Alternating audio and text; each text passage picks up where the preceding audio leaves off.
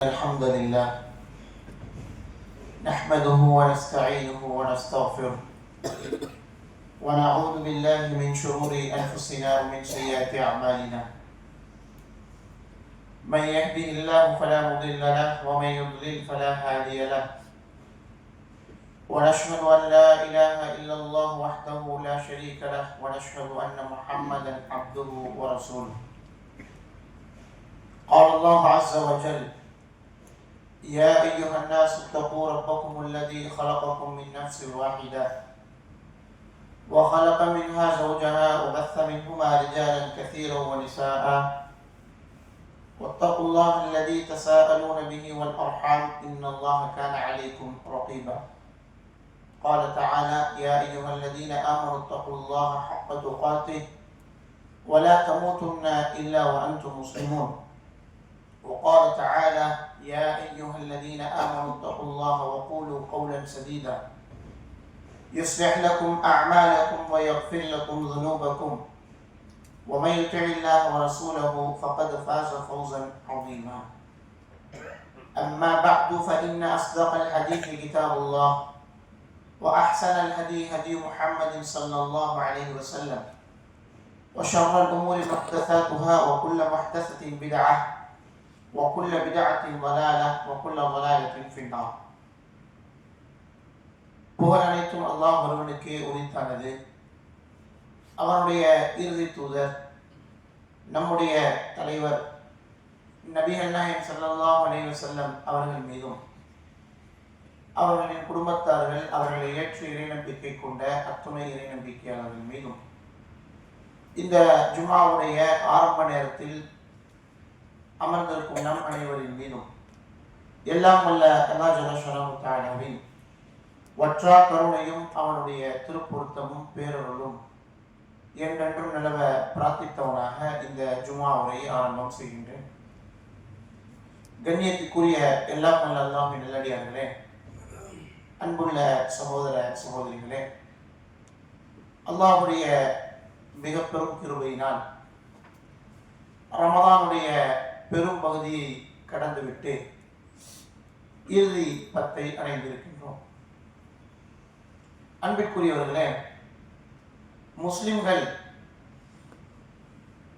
ஏனைய மாதங்களில் அல்லாஹ்வை வழிபடுவதிலும் அவனுக்கு கட்டுப்படுவதிலும் முஸ்லிம்கள் அல்லாஹ்வுக்கு குறை வைத்தாலும் இந்த ரமதானுடைய மாதத்தில் ஒரு சராசரி முஸ்லிம் கூட தன்னுடைய அமலை ஒரு ஆன்மீக ஒரு பயணமாக அவனுடைய உள்ளத்தை தூய்மைப்படுத்தக்கூடிய ஒரு மாதமாக இந்த ரமலான் மாதம் இருக்கின்றது. ஏனைய நாட்களை போன்று இல்லாமல் அல்லாஹ்வுக்காக பசித்திருக்கிறோம், தாய்த்திருக்கிறோம், நின்று தொழுகின்றோம், குர்ஆன் ஓதுறோம், கஷ்டப்பட்டு பயான் கேட்கிறோம். எதற்காக? அல்லாஹ்வை நாம் தூய்மையாக சந்திக்க வேண்டும் என்ற ஒரே நோக்கம்தான். நம்ம பாவம் மன்னிக்கப்படணும், இது ஒரு புனிதமான மாதம், குர்ஆன் இறங்கிய மாதம் என்று சொல்லி. அன்பிற்குரியவர்களே, சிறுக சிறுக சிறுக அமல் செய்வோமே, ஆனால் நம்ம செய்த அமல்கள் அல்லாஹ்விடத்தில் ஏற்றுக்கொள்ளப்பட்டதா அப்படின்னு நமக்கு தெரியும். அல்லாஹ்விடத்தில் ஏற்றுக்கொள்ளப்படும் என்ற ஒரு நம்பிக்கை நமக்கு உண்டு. இந்த நேரத்தில் ஒரு மனிதனுக்கு விளங்குவதை போன்று ஒரு உதாரணத்தை சொல்ல வேண்டும் சொன்னால், நம்முடைய பேங்க் அக்கௌண்ட்ல கஷ்டப்பட்டு சிறுக சிறுக வியாபாரம் செய்து வேலை பார்த்து ஒரு கணிசமான ஒரு தொகையை பேங்க்ல வச்சிருக்கோம். திடீர்னு நமக்கு அந்த பேங்க்ல உள்ள பணத்தை எல்லாம் எடுக்கணும் அப்படின்னு சொல்லி பேங்க்குக்கு போனா உங்களுடைய காசு எதுவுமே உங்களுடைய அக்கௌண்ட்ல இல்லை அப்படின்னு சொன்னா ஒரு மனிதனுக்கு எந்த அளவுக்கு ஒரு விதமான அச்சமும் ஒரு பதட்டமும் ஒரு கவலையும் இருக்குமோ, அதை விட ஒரு முஸ்லீம் எதை குறித்து கவலைப்பட வேண்டும் சொன்னால், நோன்பு வச்சிருக்கிறோம், இந்த வெயில்ல தாவிச்சிருக்கிறோம், பசியோடு இருக்கிறோம், நின்று தொழுகிறோம், பிறருக்கு தர்மம் கொடுக்கிறோம். அப்ப இதெல்லாம் அல்லாஹ்விடத்தில் ஏற்றுக்கொள்ளப்பட்டது தெரிஞ்சா சந்தோஷம். அல்லாஹ்விடத்தில் ஏற்றுக்கொள்ளப்படவில்லை, நம்முடைய மறுமைக்கான சேமிப்பில் எதுவும் இல்லை என்று தெரிந்தால் ஒரு முஸ்லிம் எவ்வளவு கவலைப்பட வேண்டும் பாருங்க. உமர் ரலியல்லாஹு அன்ஹுடைய மகன் அப்துல்லா இப்னு உமர் ரலியல்லாஹு அன்ஹுமா, இவருடைய மகன் ஒரு முறை வீட்டில், சின்ன பையன் வீட்டில் ஓடி ஆடி விளையாடிட்டு இருக்கிறாரு. அந்த நேரத்தில் வாசலில் ஒரு யாசகர் வந்து அவருக்கான தேவையை கேட்கிறாரு. எல்லா வீட்லயும் நடக்கிறது தான். உமர் ரலியல்லாஹுடைய மகன் அப்துல்லா இப்னு உமர் ரலியல்லாஹு என்ன செய்யறாங்கன்னா, அவருடைய சின்ன பையனை கூப்பிட்டு ஒரு தீனாரோ திருகமோ கையில கொடுத்து வாசல் அளவு போட்டு வாப்பான்றாரு. இதை போட்டு வந்த அந்த பையன் என்ன பண்றான்னா, வாப்பாட்ட வந்து அப்துல்லா இப்னு உமர் ரலியல்லாஹு அன்ஹுமா, தகப்பலல்லாஹு யா அபதா, நீங்க கொடுத்த தர்மத்தை அல்லாஹ் உங்களிடத்திலிருந்து ஏற்றுக்கொள்ளட்டும் அப்படின்னு துஆ செய்யணும். அப்துல்லா இப்னு உமர் சொல்றாங்க, மகனே, நான் செய்த அமல்கள் ஒரு தினார், ஒரு ரூபா அல்லாஹ்விடத்தில் ஏற்றுக்கொள்ளப்பட்டுச்சு அப்படின்னு எனக்கு தெரிந்ததுன்னு சொன்னா, நான் செய்யக்கூடிய சஜிதாக்களில் ஒரே ஒரு சஜிதா அல்லாஹ்விடத்தில் ஏற்றுக்கொள்ளப்பட்டுச்சு அப்படின்னு எனக்கு தெரிஞ்சிச்சுன்னா நான் மரணத்தை ஆசைப்படுவேன் அப்படின்னு சொன்னாங்க. எவ்வளவோ அமல் செய்யறோம், பல லட்சம் ரூபாய் தர்மம் கொடுக்கிறோம், ஹஜ்ஜுக்கு போறோம், உம்ரா பண்றோம், நின்று தொழுகிறோம், கால் வலிக்க, கடுமையான வெயிலில் அல்லாஹ்வுக்காக தாய்த்திருக்கிறோம், பசித்திருக்கிறோம். அல்லாஹ்விடத்தில் ஏற்றுக்கொள்ளப்பட்டுச்சான்னு தெரியுமா? தெரியாது. சஹாபாக்கள் என்ன நினைச்சாங்க, ஏதாவது ஒன்று அல்லாஹ் ஏற்றுக்கொள்ளப்பட்டுச்சுன்னு எனக்கு தெரிஞ்சா முத்தா பேருன்னு ஆசைப்படுவேன், ஏன் அதற்கான கூலி, அதற்கான ரிவார்டை நான் பார்க்கணும். இது நபித்தோழருடைய பண்பு. அன்பிற்குரியவர்களே, இந்த ஜும்மாவில் இதை அடிப்படையாக வைத்து ஒரு சில செய்திகளை சொல்கிறேன். பொதுவாக நம்ம செய்யக்கூடிய வணக்கங்களுக்கு காண்பிக்கக்கூடிய ஒரு முனைப்பு, ஒரு ஆர்வம், வணக்கங்களுக்கு செலுத்தக்கூடிய கவனம் எதுல நமக்கு குறைஞ்சு போச்சுன்னு சொன்னா, அது அல்லாஹ்விடத்தில் ஏற்றுக்கொள்ளப்பட்டுச்சா அப்படின்ற யோசிக்கக்கூடிய மனப்பான்மையிலிருந்து முஸ்லிம்கள் விலகி நிற்கின்றோம். அல்லாஹ்வுடைய தூதரும் அல்லாஹ்வுடைய தூதர் உருவாக்கிய நபித்தோழர்களும் ஒரு வணக்கம் செய்வதற்கு இரண்டே இரண்டு விஷயங்களைத்தான் அடிப்படையாக வைத்திருந்தார்கள். ஒன்று, அது அல்லாஹ்வுக்காக மட்டும் செய்யப்பட வேண்டும், இது ஒன்று. இரண்டாவது, அதில் உள தூய்மை என்பது இருக்க வேண்டும். ஒன்று லில்லா, இன்னொன்று இக்லாஸ். அல்லாஹ்வுக்காக மட்டும் செய்யணும், அது உண்மையான உள தூய்மை இருக்கணும். இதற்கு என்ன ஆதாரம் சொல்லலாம் அப்படின்னு சொன்னா, உமர் இப்னு கத்தாப் ரலியல்லாஹு அன்ஹு அவர்கள் அல்லாஹ்விடத்தில் பிரார்த்தனை செய்யும் போது, நம்ம எப்படி நம்ம துஆனால என்ன வழங்கி வச்சிருக்கிறோம் சொன்னா, ஏதாவது தேவையை கேட்கறது தான் துஆ அப்படின்னு வழங்கி வச்சிருக்கிறோம். அதை கொடு, இதை கொடு, இதைத்தான் அதைத்தான் சொல்லி தேவைகளை கேட்பது மட்டும்தான் துஆ வழங்கி இருக்கிறோம். ஆனா அல்லாஹ்வுடைய தூதர் எந்த அளவுக்கு தேவையை கேட்டாங்களோ அதை விட அதிக விஷயத்தில் பாதுகாப்பு தேடினாங்க. உமர் எப்படி துஆ செய்யறாங்க பாருங்க, அல்லாஹும்ம ஜஅல் அமலி குல்லஹு சாலிஹன், சொர்க்கத்துக்கு நன்மாராயம் கூறப்பட்டவர், எனக்கு பின்னால் நபி இல்லை, ஒருவேளை நபி இருந்தால் அதுல கான உமர், அது உமர் என்று அல்லாஹ்வுடைய தூதர் சொன்னார்கள்.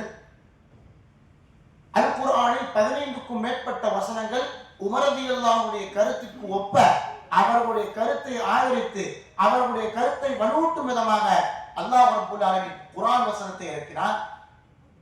அல்லாஹ்வுடைய தூதர் ஒரு கருத்தில் இருக்கும் பொழுது உமர் இப்னு கத்தாப் ஒரு கருத்தில் இருந்தார். ஆனால் அல்லாஹ் ரப்பல் ஆலமீன் உமருடைய கருத்தை தான் நான் விரும்புகின்றேன் என்று குர்ஆன்ல சொன்னா, அப்பேற்பட்ட உமர் இப்னு கத்தாப் ரலியல்லாஹு அன்ஹு எப்படி பிரார்த்தனை செய்றாங்க பாருங்க, யா அல்லாஹ், நாம் செய்யக்கூடிய எல்லா வணக்கங்களும் உனக்காக மட்டும் செய்ய வேண்டும், வேற யாருக்கு செய்யக்கூடிய ஒரு அடியானாக, ஒரு அடிமையாக என்ன ஆக்கிறாங்க. சொர்க்கவாசி, சொர்க்கத்தில் உங்களுக்கான மாளிகையை நான் பார்த்தேன் என்று உமரை பார்த்த ரலியல்லாஹு அன்ஹு அல்லாஹ்வுடைய தூதர் சொன்னார்கள். எப்படி கேட்டாங்க, உனக்காக மட்டும் செய்யணும், அவர் யாருக்கு என்ன செய்ய வச்சிடாத உமர் ரலியல்லாஹு சொன்னாங்க. ஏன் இப்படி சொல்றாங்க அப்படின்னு சொன்னா, பொதுவாக வணக்கங்கள் என்பது எல்லாரும் பார்க்கும் விதமாகத்தான் நம்முடைய வணக்கம் இருக்கு. கடந்த ஜும்மாலே நான் சொன்னேன்னு நினைக்கிறேன், ஏன் அல்லாஹ் நோன்புக்கு மட்டும் நானே கூலின்னு சொன்னா, அஸ்ஸௌமு லீ, நோன்பு எனக்குரியது, இதற்கு நானே கூலி என்று ஏன் சொன்னா, ஹஜ் இருக்கு, உம்ரா இருக்கு, சதக்கா இருக்கு, ஜகாத் இருக்கு, தொழுகை இருக்கு. ஏன் சொன்னான்னு சொன்னா, அந்த வணக்கத்தை பிறருக்கு காண்பிக்க முடியாது. நோன்பை காண்பிக்க முடியுமா? நின்று தொழுகிறோம் 1 மணி நேரம், எல்லாரும் பார்க்கலாம். தர்மம் கொடுக்கிறோம், எல்லாரும் பார்க்கலாம். ஹஜ்ஜுக்கு போறோம், ஹஜ்ஜுக்கு போறாரு, எல்லாரும் பார்க்கலாம். பாய் நான் நோன்பு வச்சிருக்கேன் பாய், நோன்பு வச்சிருக்கேன் பாய் அப்படின்னு காமிக்க முடியுமா? முகத்துல எழுதி ஒட்ட முடியுமா? ஏன்? அல்லாஹ்வுக்காக மட்டும்தான் செய்யணும். அதனால் தான் இதற்கு நானே கூலின்னு சொன்னான். அன்பிற்குரியவர்களே, அல்லாஹ்வுக்காக மட்டும் செய்யப்படக்கூடிய ஒரு அமலுக்கு அது நோன்பு மட்டுமல்ல, எல்லாத்துக்கும் அல்லாஹ்வே கூலி. அல்லாஹ்வுடைய தூதர் ஸல்லல்லாஹு அலைஹி வஸல்லம் சொல்றாங்க பாருங்க, மனிதர்களே உங்களால் மறைவான ஒரு வணக்கத்தை ஒரு அமலை செய்ய முடியும்னா அதை நீங்க செய்து கொள்ளுங்கள். ஏன் அல்லாஹ்வுடைய தூதர் இப்படி சொல்லணும்? ஏன் மறைச்சு செய்யணும்னு சொல்லணும்? வெளிப்படையா செய்யலாம்ல, வெளிரங்கமா நம்ம செய்யலாம்ல.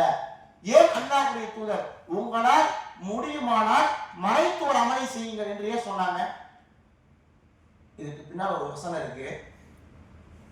இன்னைக்கு வணக்கங்கள் ஃபேஸ்புக்லையும், வணக்கங்கள் வாட்ஸ்அப்லையும், வணக்கங்கள் இன்ஸ்டாகிராம்லையும், வணக்கங்கள் ஸ்டோரிலையும் தான் இருக்கு.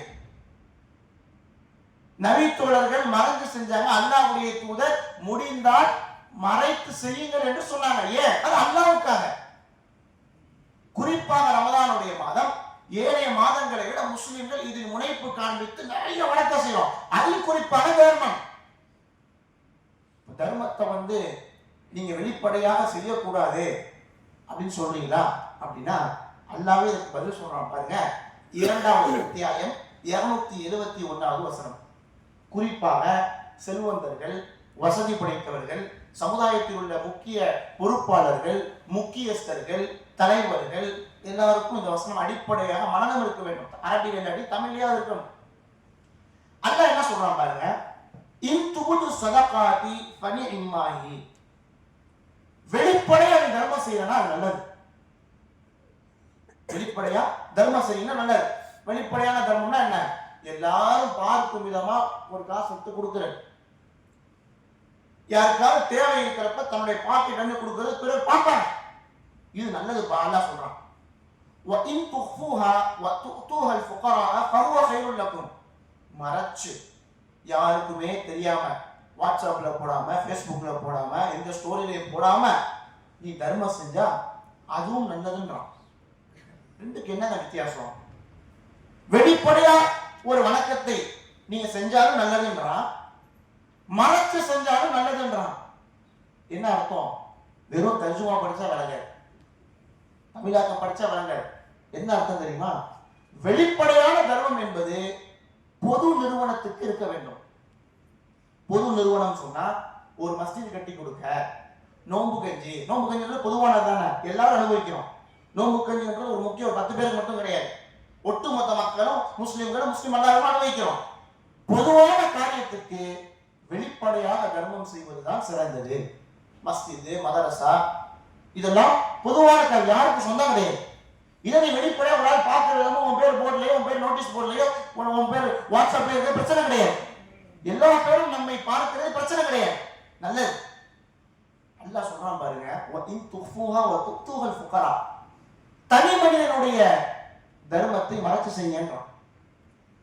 ஒரு மனிதனுடைய கண்ணியம் காபத்துல்லாவை விட மேன்மையானது. ஒரு மனிதனுடைய ரத்தம் காபத்துல்லாவை விட புனிதமானது. கண்ணியம், ரத்தம் புனிதமானதுன்னு சொன்னா தனி மனிதன், குறிப்பாக ஏழைகள், வறியவர்களுடைய காட்சிகளை அல்லாஹ்வுக்காக தான் செய்யறோம். ஆனால் அதை பகிரங்கப்படுத்த வேண்டிய எந்த அவசியம் முஸ்லிம்களுக்கு இல்லை. ஏன்னா அல்லாஹ் ஒரே வசனத்துல சொல்றான், நீ வெளிப்படையா செய்யறது நல்லதுன்னு சொல்லிட்டு அந்த வசனத்துடைய அடுத்த பகுதி எப்படி சொல்றான்னா, நீ மறைச்சு ஏழைகளுக்கு கொடுத்து அதுவும் நல்லதுன்றான். பொதுவான காரியங்கள் எல்லாத்தையும் வெளிப்படையா செய்யலாம், பிரச்சனை கிடையாது. ஆனால் தனி மனிதனுடைய விவகாரம், உதாரணத்துக்கு கடுமையான நோய்வாய்ப்பட்டு ஒருத்தருக்கு அவருக்கு செய்யறது, அல்லது ஒருத்தருக்கு அடிப்படை தேவையே இல்லை அவருக்கு கொடுப்பது, இதை முடியுமானால் மறைத்து செய்யுங்க. ஏன் அல்லாஹ்வுடைய தூதர் மறைத்து செய்ய சொன்னாங்க? அது உங்களுக்கு அல்லாஹ்வுக்காக மட்டும்தான் செய்வீங்க, யாருக்கும் தெரியவே தெரியல, மறைச்சு செய்வீங்க. யாருக்காக செய்வீங்க? அல்லாஹ்வுக்கு தான் செய்ய முடியும். அதைத்தான் அல்லாஹ் விரும்புகின்றான். ஹுசைன் ரலியல்லாஹு அன்ஹு அல்லாஹ்வுடைய தூதருடைய பேரன். ரசூல் ஸல்லல்லாஹு அலைஹி வஸல்லம் அவர்களை போன்றே தோற்றத்தில் இருப்பார்கள் ஹுசைன் ரலியல்லாஹு அன்ஹு. இவர்களை ஜனாசா குளிப்பாட்டும் பொழுது இவருடைய முதுகு பகுதியில் கடுமையான ஒரு காய்ப்பு ஏற்பட்டு ஒரு புண்ணு மாதிரி மக்கள் கேட்டுக்கிற, உடம்பு சரியில்லாம இருந்தார் அவரு. இல்ல தெரியல. ஹுசைனை ரலியல்லாஹு அன்ஹு குளிப்பாட்டி விட்டு அடக்கம் செஞ்சு விட்டாங்க. அடக்கம் செஞ்சுட்டு வராங்க. அந்த ஊர் மக்கள் ஒரு 2 நாள் கழிச்சு அந்த ஊர்ல உள்ள ஏழைகள்லாம் தங்களுக்கு மத்திய பேசிக்கிறாங்க, உங்களுக்கு தினமும் வந்த மளிகை பொருள் வந்துச்சான்னு கேட்கிறாங்க. யாருக்குமே வரல, எந்த ஏழைகளுக்கும் வரல. இப்போ அந்த ஏழைகள் உங்களுக்கு எப்படி எப்ப இருக்கும், உங்க உணவு எப்போ உங்க வீட்டுக்கு வரும், யாருன்னே தெரியாதுன்னு இரவோடு இரவாக என்னோட வீட்டு வாசல் இருக்கும். ஃபஜ்ருக்கு நான் கதவை திறக்கிறப்ப அந்த உணவை நான் பெற்றுக்கொள்வேன், இந்த மளிகை பொருளை நான் பெற்றுக்கொள்வேன் அப்படின்னு எல்லாரும் பேசுறாங்க. அப்பதான் அந்த மக்களுக்கு புரிஞ்சிச்சு, ஹுசைன் ரலியல்லாஹு அன்ஹு அவர்கள் யாருக்குமே தெரியாம ஒரு அமலை மரணிக்கும் முறை செஞ்சிருக்கிறாங்க. அந்த உணவை தூக்கி தூக்கி அவருடைய முதுகு பகுதி ஒரு பழுதடைந்து விட்டது என்று இஸ்லாமிய வரலாற்றில் எழுதுகின்றார். ஏன் செய்யணும்? மரணிச்ச பிறகு அவங்க செஞ்சாங்கன்னே தெரியும். 1400 வருஷம் தாண்டி பேசுறோம்னா அந்த அமலை மறைச்சு செஞ்சாங்க. எந்த ஒரு அமலாக இருந்தாலும் வெளிப்படையான பொதுவான காரியத்திற்கு அல்லாமல் தனி மனிதனுடைய விவகாரம் அல்லது உங்களுடைய தனிப்பட்ட வணக்கம் எதுவாக இருந்தாலும் நீங்கள் மறைத்து செய்யுங்கள். அதற்கு தான் அல்லாஹ்விடத்தில் நிரப்பமான கூலி உண்டு என்பதை அல்லாஹ்வும் அல்லாஹ்வுடைய தூதரும் சொல்றாங்க. கண்ணியத்துக்குரியவர்களே, இந்த நேரத்துல முஸ்லிம்களாகிய நமக்கு ஒரு சீக்கு இருக்கு. என்ன சீக்குனா, அல்லாஹ்வுக்காக நம்ம கொடுத்துட்டோம்னு சொன்னா ஒரு மனிதனிடத்திலிருந்து பிரதி உபகாரத்தை, ஒரு நன்றியை நம்ம எதிர்பார்க்க மாட்டோம். ஆனா பெரும்பாலான சகோதரர்கள் என்ன செய்வோம் தெரியாம, ஒரு பொருளை தர்மம் கொடுக்குறோம், ஒரு ஆள் உதவி செய்யறோம்னா உதவி அவங்களுக்கு கொடுத்த உடனே பாய் துவா செய்யுங்க சொல்லுவோமா இல்லையா? துவா செய்யுங்க பாய், எனக்கா துவா செய்யுங்க கொடுத்த உடனே சொல்லுவோம். சிலர் கொடுத்துட்டு என்னங்க கொடுத்து ஒரு நன்றி கூட சொல்லல, ஒரு ஜஸாக்கல்லாஹு கைரன் சொல்லல. இந்த ரெண்டும் நம்முடைய மனதில் இருக்கும். ஒண்ணு கொடுத்துட்டு ஜஸாக்கல்லா சொல்லல பாய், அவரு ஒரு நன்றி தேங்க்ஸ் சொல்லல, ஒரு மனிதத்தன்மை என்ன அப்படின்னு கேட்போம். இன்னொன்னு என்னன்னா, கொடுத்துட்டு நமக்கான துவாவை அவர்களிடத்தில் எதிர்பார்ப்போம். அல்லாஹ் என்ன சொல்றாரு தெரியுமா? அப்படி நீ சொன்னா நீ தர்மமே கொடுக்கல அப்படின்னா. இதுக்கு என்ன ஆதாரம்? குர்ஆனுடைய 76வது அத்தியாயம் 9வது வசனம், இன்னமா நுக்ரிமுக்கும் லிவஜ்ஹில்லாஹி லா நுரீது மின்கும் ஜஸாஅன் வலா ஷுக்கூரா. முத்தகீன்கள் சொர்க்கவாசிகள் எப்படி இருப்பாங்கன்னா, தங்களிடத்தில் இருந்ததை கொடுப்பாங்க, கொடுத்துட்டு லா நுரீத் எங்களுக்கு தேவையில்லை. என்ன தேவையில்லை? ஜஸாஅன் வலா ஷுக்கூரா, உன்கிட்ட எந்த பிரதிபகாரமும் எனக்கு தேவையில்லை, நீ நன்றி சொல்ல எனக்கு தேவையில்லைன்னு நினைப்பாங்க. கொடுக்கிறது ஓமையில, நீ எதுக்கு கொடுத்த? உன்னுடைய கபர் வாழ்க்கைக்கும் உன்னுடைய மறுமை வாழ்க்கைக்கும் கொடுத்த, அதற்கு நீ அவனுக்கு துவா செய்யணும்னு சொல்லக்கூடாது. அல்லாஹ் நீ கொடுத்துட்டா அதுக்கேற்ற ரிவார்டு, அதுக்கேற்ற மதிப்பை அல்லாஹ் கொடுத்துருவான், உனக்கு கூலியை கொடுத்துருவான். வணக்கம் செய்யக்கூடிய மக்கள் அல்லாஹ்வுக்காக மட்டும் செய்யணும்.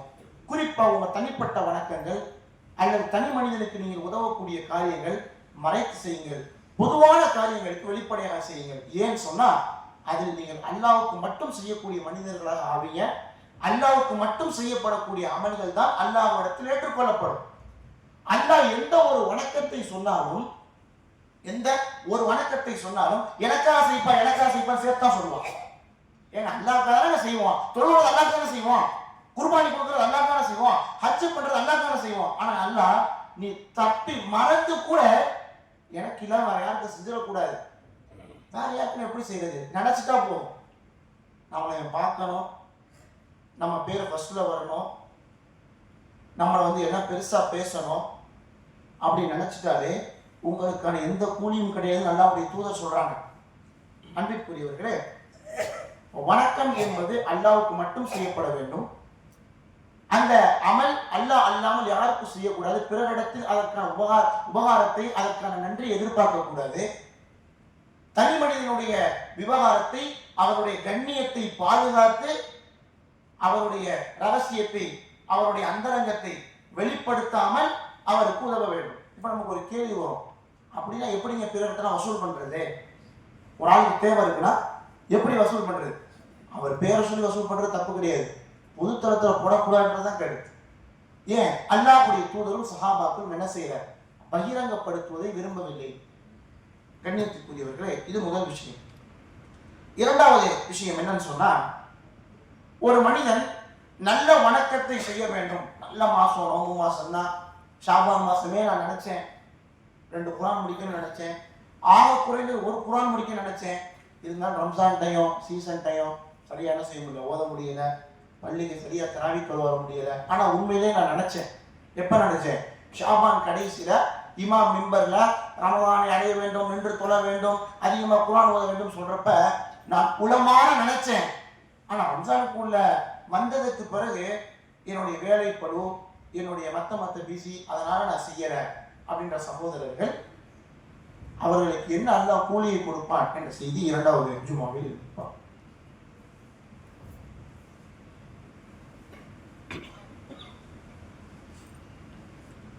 பிஸ்மில்லாஹிர் ரஹ்மானிர் ரஹீம். அல்ஹம்துலில்லாஹி ரப்பில் ஆலமீன். வஸ்ஸலாத்து வஸ்ஸலாமு அலா ரசூலில் அமீன். அம்மா பஅத். கண்ணியத்திற்குரிய எல்லாம் வல்ல அல்லாஹ்வின் நல்லடியார்களே, அன்புள்ள சகோதர சகோதரிகளே, முதல் அமர்வில் ஒரு வணக்கம் அல்லாஹ்வுக்கு மட்டும் செய்யப்பட வேண்டும். சொர்க்கத்துக்கு நன்மாராயம் கூறப்பட்ட இந்த உலகத்தில் சொர்க்கத்தை உறுதியாக்கிய நபி தோழர்கள் உட்பட யா அல்லாஹ் வரை யாருக்காகவும் என்ன செய்ய வச்சிடாத அப்படின்னு சொல்லி பிரார்த்தனை செய்தார்கள்.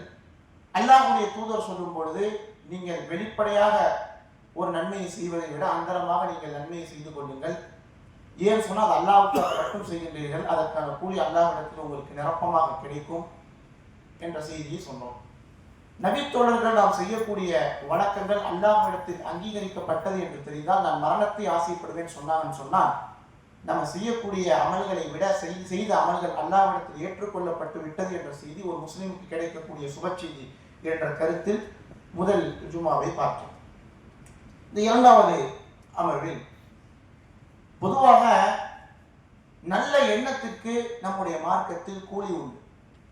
நீங்க செய்யவே வேணும். உலகத்துல இப்படி எந்த மார்க்கமுமே இருக்க, உண்மையா அது உங்களுக்கும் அல்லாஹ்வுக்கும் தான் தெரியும்.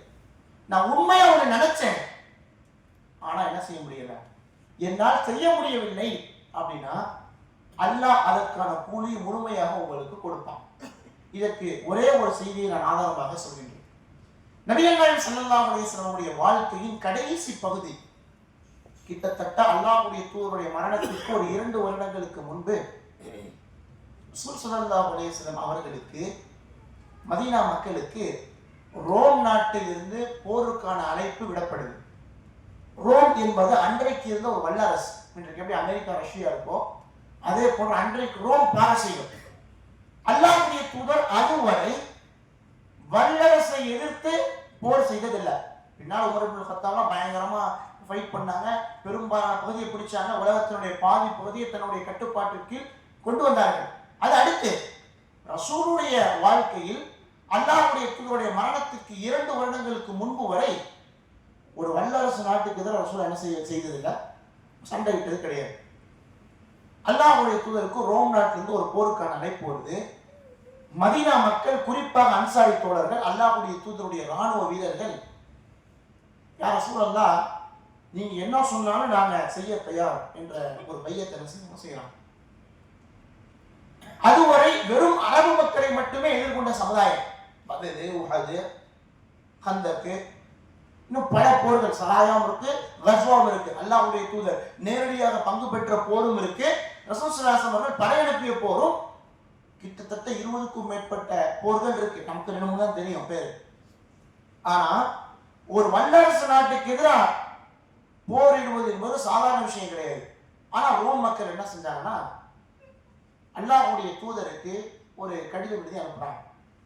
ரசூல் ஸல்லல்லாஹு அலைஹி வஸல்லம் இயற்கையான குணம் என்னன்னா, நான் உன்னை அடிக்க வரேன்னு சொன்னோன்னே, அப்படியா எங்க மார்க் அமைதியான மார்க்கும், திரும்பிலாம் அடிக்க மாட்டோம், சமாதானத்தை பேசுவோம், ஒப்பந்தம் போடுவோம்னா சொல்ல மாட்டாங்க. அது முடிக்க அமைதியாக தான் இருப்பாங்க.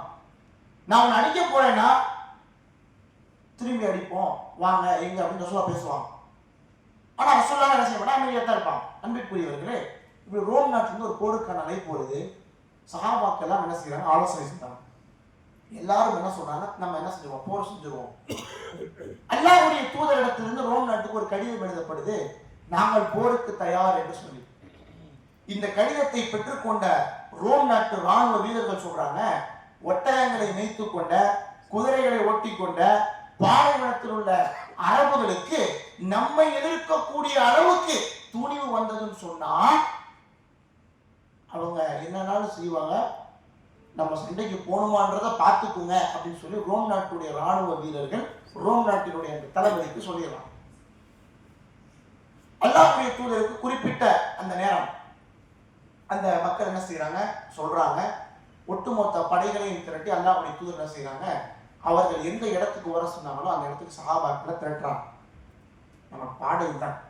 சஹாபாக்களை திரட்டும் பொழுது நபி தோழர்களில் சிலருக்கு வாகனங்களும் இல்லை, போர் தளவாடங்களும் இல்லை, வெப்பன்ஸும் இல்லை, ஆயுதமும் இல்லை, அவங்களுக்கான வாகனமும் இல்லை, ரெண்டும் போருக்கு அடிப்படை. ஆனா சஹாபாக்கள் நிறைய பேர் இருக்கிறாங்க, கணிசமான நபி தோழர்கள் இருக்கிறாங்க.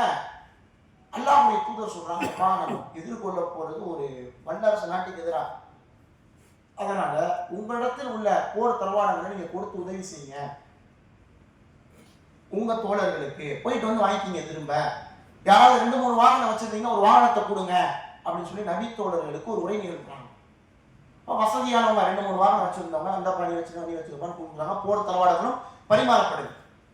எல்லாம் பரிமாறப்பட்டதற்கு பிறகு சில நபி தோழர்கள் இருக்கிறாங்க, ஏன்னா அவங்க வாகனமும் இல்லை, ஆயுதமும் இல்லை. யாரும் சொன்னா எல்லா பேரும் கொடுத்துட்டாங்க, எல்லாத்துலயும் ஒன்று தான் இருக்கு, ஆனா நாங்கெல்லாம் எதுவுமே இல்லாம இருக்கிறோம். அல்லாஹ்வுடைய தூதர் சொன்னாங்க, நீங்க போருக்கு வர வேணா, நீங்க மதீனாலே இருங்கன்ட்டாங்க. போருக்கு வர வேணா, மதீனாலே இருங்க.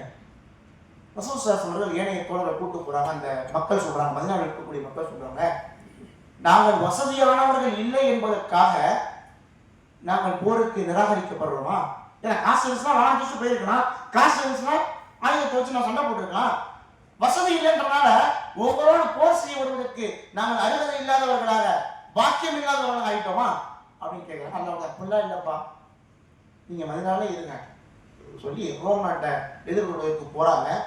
இவர்கள் அரபு மக்கள் படை திரட்டி கொண்டு வருவதை பார்த்த ரோம் மக்கள் அவர்களுக்கு மத்தியில் பேசி, முஸ்லிம்களின் இதை நாம் அவரோடு இந்த போரை எதிர்கொண்டோம்னா நம்மை துடைத்து காணாமலாக்கி விடுவார்கள் என்ற ஒரு அச்சத்தை அல்லாஹ்வுடைய உள்ளத்துல போட்டு என்ன செஞ்சனா, நம்ம வல்லரசுன்னு ஒரு கண்ணிய ஒரு கெத்து இருக்கு, இதை அப்படியே மெயின்டைன் பண்ணிக்குவோம். நம்ம சண்டை போட்டோம்னா நம்ம வீழ்ந்துட்டோம், ஒருவேளை தோல்வி அடைஞ்சிட்டோம்னு சொன்னா என்னது, நமக்கு கண்ணியம் இன்ன வரைக்கும் சேர்த்து வச்ச எல்லா மரியாதையும் குழியோடு என்ன செஞ்சுருவாங்க, புதைச்சிருவாங்க. அதனால போருக்கு போக வேணாம் அப்படின்னு சொல்லி ரோம் மக்கள் முடிவு செஞ்சு யாரும் ஊரை விட்டு கிளம்பல.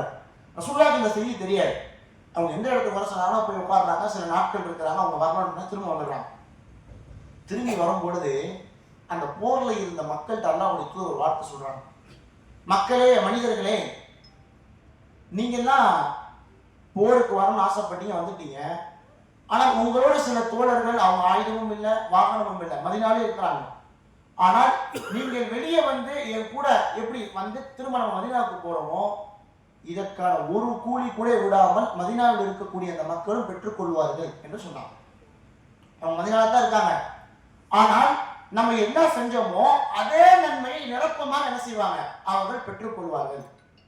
இந்த செய்தி பதிவு செய்யக்கூடிய அறிஞர்கள் கீழே என்ன தெரியும் எழுதுறாங்க, எண்ணத்திற்கு மார்க்கத்தில் முழு கூலி உண்டு என்று எழுதுறாங்க.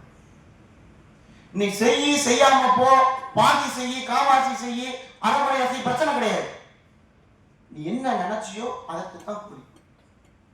இந்த குறிப்பாக ரமதானுடைய நாட்கள், அநேகமாக கடைசி 10 நாட்கள் அல்லது 9 நாட்கள், இந்த நேரத்துல குறை நாட்களை கரெக்டா யூட்டிலைஸ் பண்ணணும், நம்ம அணுகணும்னு சொல்லி நினைங்க. செய்யாதீங்க, அது ரெண்டாவது. ஏன் சொன்னா, தூய்மையான எண்ணத்திற்கு நம்முடைய மார்க்கத்தில் அந்த வணக்கத்தை செய்தால் உங்களுக்கு எவ்வளவு கூலி கிடைக்குமோ அதே கூலி அல்லாஹ் கொடுப்பான். அப்ப வணக்கம் செஞ்சவனும் அமல் செஞ்சவனும் நானும் ஒண்ணா அப்படின்னா செய்தவர்களுக்கு தனி கூலி உண்டு. ஆனால் உங்களுடைய எண்ணத்திற்கு தூய்மையான அந்த நோக்கத்துக்கு அல்லாஹ் முழு கூலியை கொடுத்து விடுவான் என்ற செய்தி என்ன செய்யறாங்க, இதுக்கு எழுதுறாங்க.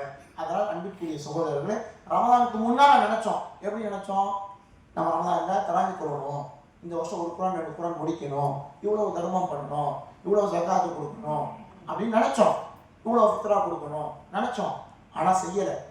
அதற்கான ஒரு வாய்ப்பு நமக்கு தவறி விட்டது. நம்முடைய பல சூழல்கள், பல அலுவல்கள் காரணமாக இன்னொரு 10 நாள் அல்லது 9 நாள் இருக்கு. இதை என்ன செய்யுங்க, நல்ல எண்ணம் வைங்க, அல்லாஹ்வுடைய கூலியை ஃபர்ஸ்ட் கொடுத்துருவான். நீங்க செஞ்சீங்கன்னா அதை விட நிரப்பமாக என்ன செய்வான், கொடுப்பான். அதனால் ரமதானுடைய காலம் ரமதான் அல்லாத காலம். குறிப்பாக இன்றைய உரையில் பார்த்தது 3 விஷயம். ஒன்று, அல்லாஹ்வுக்காக மட்டும் செய்யணும் ஒரு வணக்கத்தை. இரண்டாவது, பிற மனிதனுடைய அந்த ஆசையும் பிற மனிதனுடைய நன்றியையும் அவனுடைய பிரதிபலனையும் நம்ம என்ன செய்யக்கூடாது, எதிர்பார்க்க கூடாது. மூன்றாவது, நல்ல எண்ணத்தை வைங்க, அந்த எண்ணத்துக்கு கூலி அல்லாஹ் ரப்பல் ஆலமீன் நீங்க செய்தால் அதற்கு மேல என்ன செய்வோம், உபரியாக அதிகமாக கொடுப்பானே தவிர நீங்க வைத்த எண்ணத்துக்கு நிரப்பமா அல்லாஹ் ரப்பல் ஆலமீன் கொடுப்பான். கண்ணியத்திற்குரியவர்களே, இந்த ரமதானுடைய கடைசி நேரத்தில் ஒரு சின்ன சட்டம் இருக்கு. அதான் என்னது, ஜக்காத்துல் ஃபித்ர், ஃபித்ரான்னு சொல்லுவோம். பொதுவாக இந்த ஃபித்ராவை பொறுத்த வரைக்கும் ஒரு அறிவிப்போடு என்ன செஞ்சிருவாங்க, நிப்பாட்டிடுவாங்க. பள்ளியாக ஃபித்ரா கொடுக்கணும், நோன்புக்கான அது இப்போ நோம்புல சின்ன சின்ன தவறுக்கான பரிகாரம், அதனால் நம்முடைய பள்ளியில் 150 ரூபா 170 ரூபா அப்படின்னு சொல்லி அறிவிப்பு செய்வாங்க. ஆனால் இந்த ஜக்காத்துல் ஃபித்ர் என்பது எப்போ நோன்பு கடமையாக்கப்பட்டதோ அதே மாசத்துல ஜக்காத்துல் ஃபித்ர் கடமையாக்கப்பட்டுச்சு. அல்லாஹ்வுடைய தூதர் மதீனாவுக்கு வந்து 2வது வருஷம் நோன்பு கடமையாக்கப்பட்டுச்சு. அதே 2வது வருஷம் தான் பத்ர் போர் நடந்துச்சு. அதே 2வது வருஷம் தான் ஜக்காத்துல் ஃபித்ர், ஃபித்ராவும் கடமையாக்கப்பட்டுச்சு. இந்த ஃபித்ரா என்பது எந்த அளவுக்கு இஸ்லாமிய அறிஞர்கள், குறிப்பாக சட்டத்துறை அறிஞர்கள் சொல்லுவாங்கன்னா, தொழுகையில் நாம் தவறு விட்டோம் சொன்னா சஜிதா சவு செய்வோம்ல, சஜிதா சவு, அந்த சஜிதா சவு செஞ்சோம்னா அந்த தொழுகையுடைய தவறெல்லாம் பூர்த்தி செஞ்சிடும். அதே போன்று ரமதானுடைய தவறுகளை பூர்த்தி செய்யக்கூடிய, நிவர்த்தி செய்யக்கூடிய ஒன்றுதான் இந்த ஜக்காத்துல் ஃபித்ர் என்ற ஃபித்ரா. பொதுவாக இந்த ஃபித்ரா என்பது 150 ரூபான்றது அடிப்படையாக நிர்ணயிச்சிருக்கிறாங்க. நம்ம மக்கள் என்ன நினைக்கிறோம்னா, 150 ரூபா 5 பேர் இருக்கிறோம்னா இவ்வளவு தொகை கொடுத்துட்டா போதும்னு நினைக்கிறோம். ஆனால் உங்களுக்கு அந்த 150 ரூபா கொடுக்கக்கூடிய தகுதி தான் இருக்கு அப்படின்னா என்ன செய்யுங்க, 150 ரூபா கொடுங்க. நீங்க ரொம்ப வசதியா இருக்கிறீங்க, உங்க வீட்டுல ரம்ஜான் அன்னைக்கு 5000 ரூபாய்க்கு எடுத்து சாப்பிடுறீங்கன்னு சொன்னா ஆக குறைந்தது இந்த ஃபித்ராவை இவ்வளவுதான் அப்படின்னு சொல்லி நிர்ணயிச்சது அதனுடைய கடமை நிறைவேறினாலே தவிர இவ்வளவுதான் கொடுக்கணும் கிடையாது. அதனால் ஜக்காத்துல் ஃபித்ர், குறிப்பாக செல்வந்தர்கள், வசதியானவர்கள் பள்ளியில் நிர்ணயிக்கப்பட்ட தொகையை விட என்ன செய்யுங்க, அதிகமாக கொடுங்கள். அதுக்கடுத்த சட்டம் நமக்கு தெரியும். ஃபித்ரா என்பது அன்று ஈத் அன்னைக்கு காலையில ஃபஜ்ருக்கு போறப்போ நமக்கு ஒரு குழந்தை பிறகுதுன்னு சொன்னா அந்த குழந்தைக்கு கூட கொடுக்கணும்னு இருக்கு. சஹாபாக்கள் இந்த விஷயத்துல எந்த அளவுக்கு பேணுதலாக இருந்தாங்கன்னு சொன்னா இது சட்டமாக எடுக்க முடியாது. ஆனால் செய்திக்காக சொல்றேன். உஸ்மான் ரலியல்லாஹு அவர்கள் கர்ப்பத்தில், அதாவது கருவில் இருக்கக்கூடிய குழந்தைக்கு கூட ஜக்காத்துல் ஃபித்ர் கொடுத்தாங்க. அது பேணுதலின் உச்சம். ஆனா அன்றைக்கு ஈத் அன்னைக்கு காலையில ஒரு குழந்தை பிறந்துச்சுன்னு சொன்னா அந்த குழந்தைக்கு உட்பட என்ன செய்யணும், கொடுக்க வேண்டும். ஜக்காத்துல் ஃபித்ர் 150 ரூபாய் என மஸ்ஜிதில் என்ன செய்வாங்க, தீர்மானிப்பாங்க. சில இடத்துல கூட குறை ஏற்கலாம். ஆனால் வசதியானவர்கள் அது மட்டும்தான் இல்லை, உங்களுக்கு எவ்வளவு முடியுமோ அன்னைக்கு என்ன செய்யுங்க, நிரப்பமாக கொடுங்க. இந்த மார்க்கத்தை போன்று வேற எந்த மார்க்கமும் இருக்காது. தீனுல் ஹனீஃப். ஏன், இது வானத்திலிருந்து வந்த மார்க்கம், நம்மை போன்ற மனிதர்கள் உருவாக்கிய மார்க்கம் அல்ல. அல்லாஹ்வுடைய இதை பாருங்க, நீ பெருநாள் கொண்டாடுற அன்னைக்கு யாருமே பசியோடு இருக்கக்கூடாது, எல்லாத்தையும் நிரப்பமா இருக்குன்னு நினைக்கக்கூடிய ஒரே மார்க்கம் நம்ம மார்க்கம் தான். இதனுடைய இது யோசிச்சு பாருங்க. அல்லாஹ் அப்ப என்ன சொல்றான், யாருமே பசியா இருக்கக்கூடாது, எல்லா பேருமே நல்லா இருக்கணும் அப்படின்னு சொல்லக்கூடிய அல்லாஹ் அடுத்து என்ன சொல்றான், எனக்கு தக்பீர் சொல்லணும்னு சொல்றான்.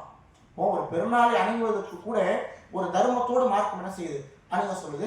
ரமதானுடைய காலத்தில் அல்லாஹ் ரப்பல் ஆலமீன் நம்ம செய்யக்கூடிய அமல்களை சரியான முறையில் செய்யக்கூடிய நல்ல மனிதர்களாகவும், தூய்மையான எண்ணத்தை, அதாவது அல்லாஹ்வுக்கு மட்டும் செய்யப்படக்கூடிய வணக்கங்களாகவும், நாம் செய்த கஷ்டப்பட்டு சிறுக சிறுக சேவித்து வைத்த அமலை அல்லாஹ் நிரப்பமாக அதற்கான கூலி நமக்கு தருவானாக. ஏன்னு சொன்னா சஹாபாக்களை பொறுத்த வரைக்கும் எந்த அளவுக்கு ரமதான் என்று வணங்கினாங்க, எந்த அளவுக்கு தொழுதாங்கன்னு சொன்னா, ஒரு கயிறு அல்லது ஒரு சவர் ரெண்டுமே செஞ்சு இருக்கு, அந்த இரண்டையும் பிடிச்சு நின்று கால் வலிக்க வலிக்க தொழுதாங்க. இன்னைக்கு வந்து ஆஃபீஸ் வந்து எக்ஸ்ட்ரா ஒரு கால் ஜூஸும் ஓதுனான்னு சொன்னாலே, என்னங்க இந்த டயத்துல வெயில் இப்படி அடிக்குது, ரொம்ப வேர்க்குது, வீட்டில் போய் சாப்பிடணும், தூங்கணும், சுகர் பேஷண்ட் அப்படின்னு சொல்லி பல காரணங்கள் சொல்றோம். எப்படியோ ஆனால் கொஞ்சம் கொஞ்சமா கஷ்டப்பட்டு என்ன செஞ்சிடும், அமல் செய்யும். அந்த அமலை எல்லாம் அல்லாஹ் என்ன செய்வான், அங்கீகரிப்பான். அதற்கு காரணம் தூய்மையான எண்ணம், அல்லாஹ்வுக்காக மட்டும் செய்யணும் நல்ல எண்ணம். அல்லாஹ் ரப்பல் ஆலமீன் எதை பேசினோமோ எதை கேட்டோமோ அதை முழுமையாக பின்பற்றி ரமலானை நாம் செய்த அமல்களுக்கு நிரப்பமான கூலியை தந்தருள் புரிவானாக. வாஹிரு தஅவானா அல்ஹம்துலில்லாஹி.